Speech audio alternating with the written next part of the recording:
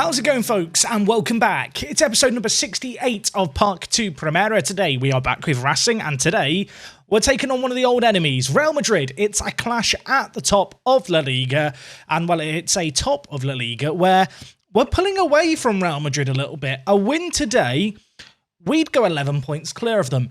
I don't think we've ever been 11 points clear of Real Madrid. I mean, at the start of the year, they were expected to win the league, and as we're going to see, as of late, they have struggled. Whereas for ourselves, we've made it to the summit, we've made it to the top of the table, and we are cruising away and playing quite well. Now, of course, we are at that awkward moment, I feel like, in the season where the Champions League group stage is wrapping up and we did a really good job of putting ourselves in the best position to get through. And equally in the league, we're not into the crunch time yet. We're just plodding on, taking on mid-table fodder and getting the necessary wins to have a really good season.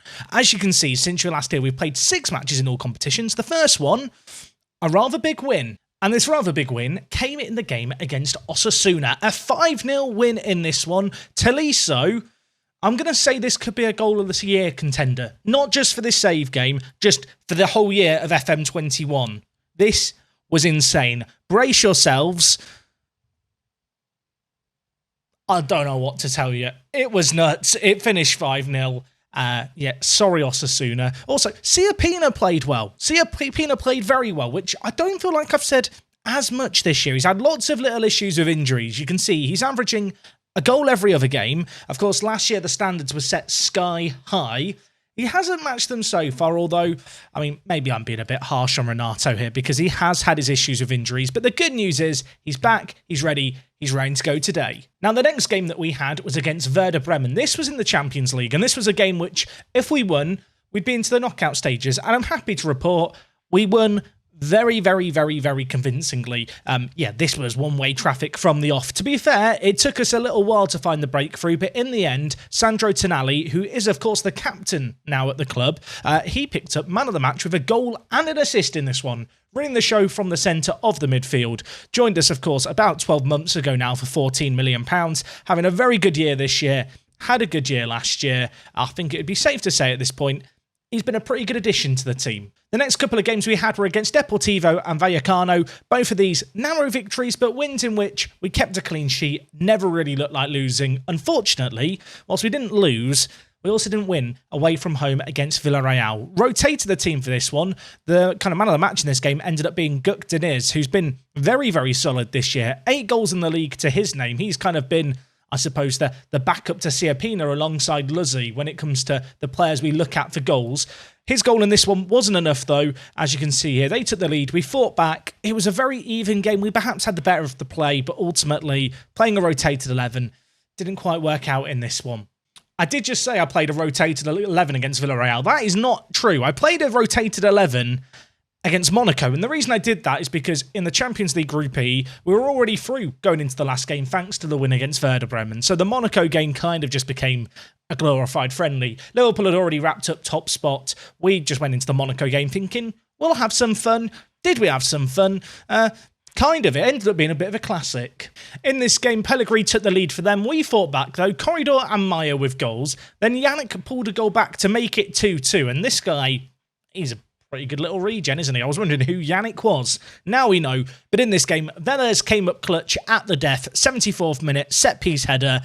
Velez just doing Velez things. Of course, this year, he's fallen down the pecking order a little bit. But with the way in which we've been rotating the team, he's played minutes. As you can see here, 6 appearances in the league. In the league, he's played really, really well, albeit against the weaker opposition, and I'm pleased to report he's continuing to improve. He was a player who I did weigh up the possibility of selling, knowing that we had lots of good centre-backs coming through last year. In the end, there wasn't ever a bid that materialised, but he is certainly a player who I'm looking at thinking, maybe if I just give you the odd game like this one against Monaco, put you in the shop window, get you some good performances, maybe we could attract a little bit of interest and make some money. Now, of course, we talked about the finances right at the end of last video. There is no money in the transfer budget. There is a little bit of wage budget, though, available, £100,000, because, of course, we did ask, as you can see here, for the wage budget to be increased a couple of weeks ago, and it duly was, which was great. Elsewhere, stadium expansion is on the horizon, so some really, really good news there. I can't remember exactly how much the stadium planned expansion is. The expansion capacity, you can see, of our stadium is 46,000, so plenty of room to grow it in the coming years. I think it might be 5,000 seats, taking us up to 35,000. The long and short of it is, though, we are continuing to move forward, and elsewhere, our facilities just look really, really good across the board, don't they? Exceptional academy coaching and youth recruitment, state-of-the-art youth facilities and training facilities. I feel like the infrastructure is kind of just sorted now. This feels like it's the year where everything's come together on the pitch, off the pitch. I suppose a win here against Barcelona would do us the world of good. Now, in terms of team news for today's game, because the amount of rotation I've done, everyone's fit. And I mean that in terms of lots of people have match sharpness, I suppose, but most importantly, perhaps, there's no injuries to speak of. This never happens. We always have injuries around this kind of year. I mean, you can see here, last few years, we've always had kind of 6 or 7 during the November, December, January, February period. I don't want to jinx it too soon because we did have injuries in October. December's been a good little month after 11 days. I've definitely jinxed it now, haven't I? I definitely have. So what does everyone being fit mean for the team selection? I feel like at this point you kind of know what it means. Here is the team that we are going to go with for today's game. In terms of any potential players who I might have brought in, Gukton is always a player who I consider bringing in over Avramidis. I don't want to rip into Avramidis too much. He's been really, really bad again since his injury. I've got a ridiculous asking price slapped on him. Apparently Leicester have a major interest. Now, I don't know what that constitutes in terms of a possible bid. But with the way that we're playing, with the players that we've got and that we brought in over the summer, if the right offer came in for Avramidis, I think I probably would let him go. I don't know if that's blasphemous or not. It feels a little bit. Elsewhere in the team, though, it really has become a super settled 11. You can see here the average ratings for the starting players. Estevez, after I bigged him up, after I photoshopped his hair onto my head for yesterday's thumbnail, he's not performed very well since, so that's never happening again now. I think the hair is just a sacred thing, and I kind of, I messed it up a little bit and showed it a bit of disrespect. I'm sorry, Thomas, play well for us today. But besides him, the team is just in top form. We go into this game having won a lot in the row in the league. We're actually 4 points ahead of Barcelona. Obviously, as I mentioned, if we win here, we could go 11 points ahead of Real Madrid. We've never been in this kind of scenario before, but we are going to have to go away from home to do it. Okay, so in terms of Real Madrid squad news, you can see here they've got Tielemans, Ndombele, Osimhen, also Lukaku up front is always really, really scary in terms of our team. You know the players by now, although I feel like this year we've got more real players than we've had in any other season in a little while. For a period, I think we were just relying on regens. Suddenly, we have lots of real players in our ranks again. All the transfers that we did over the summer were all about kind of bringing in ready-made articles, ready-made squad players rather than the youth that we've previously gone for. I mean, their team is very, very good. So this is going to be tricky, but let's just see how we get on and go from there. Right, Tonali, edge of the box. He does his business here. Pedro Porro, I mean, oh my word. Goal number 7 for him. Tonali doesn't get all that many assists considering the kind of player he is, but he can have one there, and it was Pedro Porro on the volley, on the far post. I know there were lots of questions about Pedro Porro. I know it's a divisive decision to bring him in, to play him out on the right wing, kind of forge him into this new player. I don't want to give myself a pat on the back too much. I think I made the right call with what we've done with him. I think he really has been great out on the right-hand side. And the fact he is reasonable defensively, albeit not kind of good enough defensively that I'd ever really play him at right back, it does mean that high up the pitch, he does like to win the ball back for us when we're pressing. Anyway, Avramidis, you need to get back into my good books, son. What are you going to do? He runs all the way through. Siapina taps it in. It's 2-0 after 17 minutes. That goal looked weird, didn't it?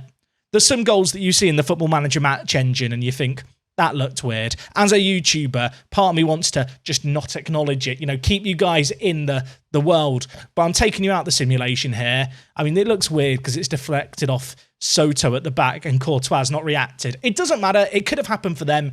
It's 2-0. We're doing great. So it's worth noting, Barcelona are actually losing to Sevilla right now. So if we could hold on for a win here, I mean, look at that. Look at that league table. I don't want to get too carried away.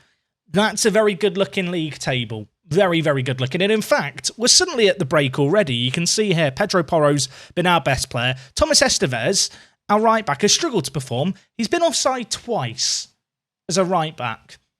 I mean, that gives you an idea of the kind of right-back he is, I suppose. Worth noting as well, he's on a 6.7. That's not actually that terrible. Anyway, I'm going to tell the players I'm far from happy. We're not letting them get complacent here. There is still a lot of football left to be played. You have to imagine Real Madrid are going to be better in this second half. But right now, we've gone to the Bernabeu and we've bullied them. We really have bullied them so far in this game. They've not had a highlight in their favour. And well, we're going to look to build from the back here and see what we can do through Perez. Plays it forward to Avramides. Now inside to Pablo, who we've not really seen all that much, I feel like, this year compared to previous seasons, Pablo. Estevez should be making a run on the overlap. Are you going to go, Thomas? Bit scared? Look, you can go. I give you permission to run, Thomas. Anyway, we're just going to pass it around the back. I don't mind this patient play. As long as we don't kick it straight at their attacker, I'm perfectly fine with this. Or kick it straight to their right back, I suppose. All that build-up play through the back, and now it's Jolovic, the right back, bringing it forward for them, whipping it in. Osimhen is there, heads just wide.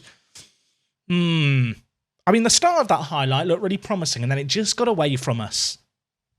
Okay, an hour gone in this game. Avramides has just not played well, so we're going to bring in Gürk Deniz. Elsewhere, you can see here, both wing-backs have struggled. Now, to be fair, as much as I've kind of complained about Estevez and highlighted the fact he's below a 7, in this year's match engine, wing-backs just don't do that well. So I'm not going to panic too much there. I am, however, going to bring off Pablo Torre in favour of Calderon, who, I'm just going to say again, he continues to develop. He continues to develop. He's now 20 years old. He's no longer a teenager. He is a man. That's what happens when you turn 20 years old.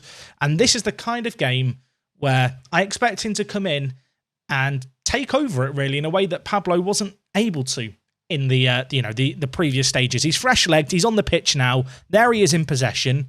Tonali, of course, already with one assist to his name. Pedro Porro. Thomas Estevez is on the overlap, but gives it back to Sia Pina. And he says, see you later to the goalkeeper. It's 3-0.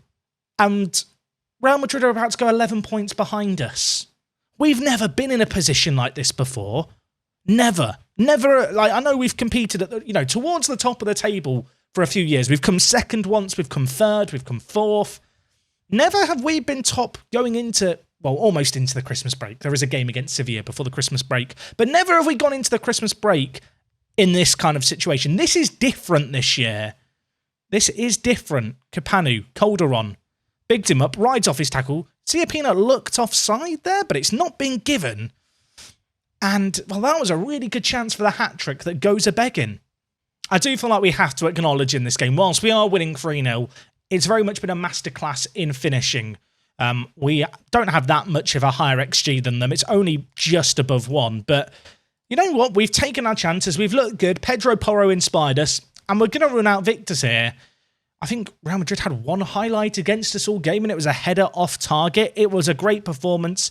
They had 2 shots on target. Ramadani saved them all, gets a 7.4. Siapina, man of the match with 2 goals to his name. And it was just the story of this season, really, wasn't it? That was very calm, very cool, very collected. There was no nonsense. There was nothing silly that happened. And elsewhere, Barcelona lost. And they lost 1-0. Nothing happened in that game. And suddenly we are 7 points clear. We're 1 game away from the halfway point in the season.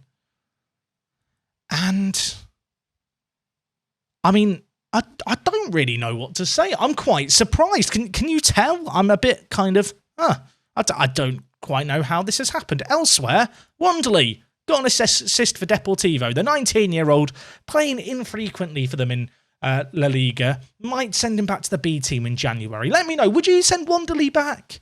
I just feel like he's only played 9 of the 18 games, and for our B team, he'd be a star player. And they're not that far away, the B team, from making it to the tier below us, La Liga 2. Anyway, you can see here, Sevilla, main talking point, ending Barcelona's 5-game unbeaten home run. Elsewhere, apparently Siapina should make the Chelsea switch. Apparently, the deal could be up to 58 million. I mean, his asking price is set at 278 million. I don't think Siapina has a price this January. I don't think he has a price. I feel like if I sold Siapina, I'd be selling the gap that we've built up. In this kind of game here against Real Madrid, he's proven his worth. I mean, our start to this season has been insane when you think about it. And the fact the teams that we've dropped points against are Getafe at home and then Atleti and Villarreal away. I mean, they're not even the games that you'd necessarily fear with respect to Atleti and Getafe and co. You know, they are not teams right there at the top. The kind of Barcelonas, Real Madrids of this world, shall we say. I feel a bit concerned now. And the reason I feel concerned is because I'm going to feel so disappointed if we don't win the league this year. Like, we're in such a good spot to do it. And I can already imagine your comments in the chat saying bottled and choke. And look, I know what you guys like. Yeah. When I do well, you praise me. When I don't do well, you're ruthless. All of you. I see you. You're already leaving a comment going, haha, can't wait for the bottle. And I do fear it a little bit, but I don't know if I should. This year just feels different. And maybe I'm just talking myself into it. I mean, in terms of what I'm thinking going into January, let's talk about our transfer business. I'm really happy with the team. I guess if there's one area of concern, it's Avramides, and the concern becomes he's not really performing for us. He's the kind of player who might go on to have a fantastic career elsewhere. I just feel like with his injury that he's had, with how inconsistent he's been for us, and given the fact he's now 22, like he's not a spring chicken anymore, he's going to be 23 before the season's over. Is there that much of a likelihood that he fulfills this potential that he allegedly has? I just don't know if there is. So if a bid of 70, 80 million came in, I think I'd be pretty hard-pressed to say no. And I mean, we've talked about it before, but the thing with this team is we now have, of course, the best 11, the team that literally just played, but we also have like the best 11 too, where it is a completely rotated team that I really feel like I can put some faith in. So if I am going to make moves in January, it's probably going to be direct replacements for anyone I sell. Also, because we have no transfer budget. Although, you know, I guess there's players we might be able to approach to sign, right, going into the last 6 months of their contracts. I mean, ultimately, I mean, you can see here, I have been looking at whose contracts are expiring because it's always interesting. Conceição is a player I'm looking at thinking he could be quite good. Left-only-footedness means he wouldn't really be the ideal Avramides replacement. And also, he's on £400,000 a week almost, which is why I've not made any move for him sooner. But I am thinking, you know, there might be some options with this wage budget to go out and make some moves in January for next year. But besides that, I don't know. I just feel quite happy with everything, and that's an odd feeling. I always feel like you should be doing something in Football Manager, but at the same time, this feels like one of those years where maybe not doing anything is the right move. Or maybe I'm talking nonsense. Maybe I'm trying to talk myself into it. You know what? I would love to know what you think of this season so far. We're just about at the halfway point. We are through in the Champions League to the knockout stages. The knockout draw, I don't believe has happened yet. It hasn't, so we don't know what's going on there. We are in the Super Coppa. No one cares about the Super Coppa, do they? I mean, we've won it twice, and no one has ever complained in the comments that I've never covered it, because it's just a stupid competition where we go to Saudi Arabia to play it, and the board don't care about it, and frankly, neither do I. I mean, they just don't think it's important. Right, folks, we're going to wrap things up there for today. Thank you so much for watching, as always. If you have enjoyed today's video, do drop a like on it. We'll be back again tomorrow. Hopefully, there'll be a little bit of business done. Hopefully, we're still going to be at the top of the table. The Copa del Rey is a beast I'm yet to conquer. Maybe this year's the year. Real Madrid have won it 5 years out the last 6. That's mental. I've really got to end that streak at some point. I don't think we've ever made it to the quarterfinals of this. Maybe this year's our year. We'll find out in due course. If you've enjoyed today's episode, I've already said it, but I'll say it again. Drop a like on it. And well, until next time, thank you for watching. It is me, Jack, and I'll talk to you guys in a bit. We're bloody top of the league. I don't believe it, folks. It's unbelievable.